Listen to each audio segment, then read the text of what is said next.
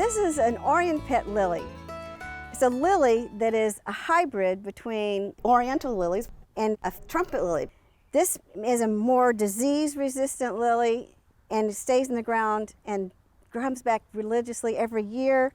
It has bigger blooms than the average Asiatic or the Oriental lilies, 8 to 12 inches. Some varieties are very, very large. It likes full sun. It likes well-drained soil. Don't keep these wet. They like to be on the dry side. They bloom for about 2 weeks every time they do bloom, and that's all they'll do for the entire year. That's why you have several different kinds, and they'll bloom at different times. If you have enough of them, you could probably get something blooming all summer long.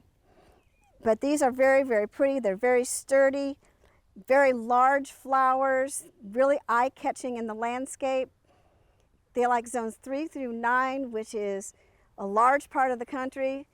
If you would like to use these as a cut flower inside, I would just use one of these stems with a single flower on it and put it in water.